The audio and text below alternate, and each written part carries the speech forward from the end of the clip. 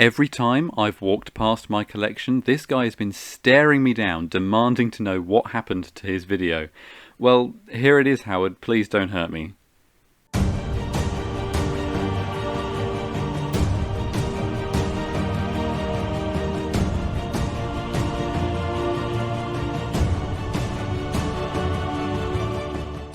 Hello everyone, MMC Fan here, and welcome to another Marvel Movie Collection custom figurine review. This one is long overdue. I'm so sorry, I've been crazy busy catching up on stuff, and the creator of these brilliant figures, Luis Cantos, he's been very busy too. So as he prepares to ship out all of the past orders and release new products as well, it seemed like a great time to finally put this review out there. Let's see what I thought of Howard the Duck. So for those that aren't aware by now, Luis takes commissions through his Instagram business page and has released a huge lineup of figures so far, with plenty more on the way. He specialises in the characters that Eagle Moss either skipped in the Infinity Saga, or stuff from Phase 4, which will most likely never be produced officially now, more than ever because Eagle Moss has gone bankrupt. So unless someone else picks up this collection and decides to continue it, which I think is unlikely, Luis is your best bet to get Phase 4 content. So the character is Howard the Duck from Avengers Endgame in this instance. It is the 28th figure that Luis released, but there's plenty more than that now. The original release date was January of 2022. It's in 1/16 scale, just like all the other figures. It's 8.8 centimeters tall, it's quite short, it is a duck, and weighs just 51 grams. For the price, contact Luis for the latest prices. I've put the link down in the description to his Instagram page. It varies depending on the quantity and the country and things, but as this counts as a regular figure, it will be around £70. A premium price for a premium product, that's what I always say. This one is only available from Luis and only if he's still producing it. As I say, the link is in the description. Drop him a message to find out more. So here is Howard the Duck, not Stark, on the turntable, and this one's just freaking cool. Yes, it's quite small, but Luis has managed to create a figure that packs such a punch with the small scale available to him. It's really impressive. So this is Howard from the Endgame final battle, so we can see him brandishing this oversized gun, which just looks awesome. I love how all the straight edges and the ridges have all been realised. It's much better than any weapon that Eagle Moss has ever given us, really. It's really sharp, really defined. The paintwork on the gun is also really impressive, especially that glowing effect at the front where there's blues and pinks and purples and things. That's really good. I wouldn't even know where to start to create something like that on a model of this size.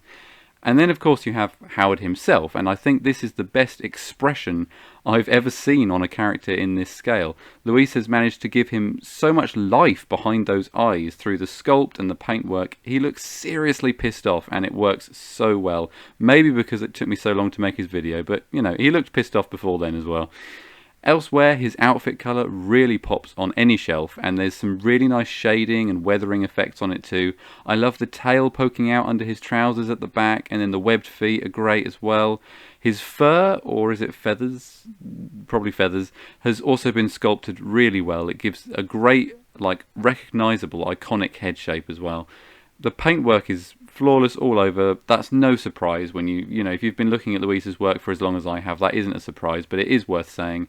Just look at those hands holding the gun. This is kind of the example of why his work is so good. There is no paint bleed whatsoever from his hands onto that gun. And with a colour as prominent and easy to get wrong as white, you know, with Eagle Moss, we've seen there would be smudges all over that. It'll have bled all over the trigger on the gun. It wouldn't have been defined. It would all be very blobby, and it's just perfect. It's absolutely perfect. It almost feels like, and correct me if I'm wrong, maybe he's done the gun separately and then glued it on, but the painting is just so good. You really get what you pay for with these. So here's Howard alongside the Collector from Luis as well, plus Star-Lord and Gamora from Eagle Moss. As you can see, the scale is perfect to the film, and he is much smaller than the others, but the addition of the gun kind of lets him hold his own on display still. And so for the takeaway, I've given it full marks across the board for everything, for the paintwork, for the sculpts, the likeness, all of that, absolutely spot on. I've knocked a couple off for value. He is very short. No one would want him if he was out of scale, so I think that it's fine that he's short. And it would be expected, you know, if you'd paid money to order a character that is essentially a duck, I think that's fine. But otherwise, completely perfect in every way. I absolutely love it. I rank it between the awesome Mark V armor and the Collector, which I reviewed last time, but I can't stress enough how I adore every single one of these customs. You know, I know Zemo is at the bottom, but I still think that is a phenomenal figure, so it is tricky to rank them, but I do try my best. Thank you, Luis, for sending me examples of your work every now and then. It makes my collection pop, and I love covering them online and covering all of your work and spreading the word, because honestly it is so amazing. Please, everyone, go check out Luis's Instagram page. The link is in the description. As always, thank you for watching. You can get all the latest Marvel Movie Collection and custom Marvel Movie Collection news by following me on Instagram, Facebook, subscribing right here on YouTube, and joining the discussion in the Facebook group too. I'm aware Eagle Moss have gone bankrupt and I haven't done a video covering it yet, and the reason for that is we just don't have all of the details, and we already knew that the collection was over, but if there is a big development, I will of course cover it on the channel. I may well have a lot outriding on my next review. When I get to it, that is. Keep on collecting.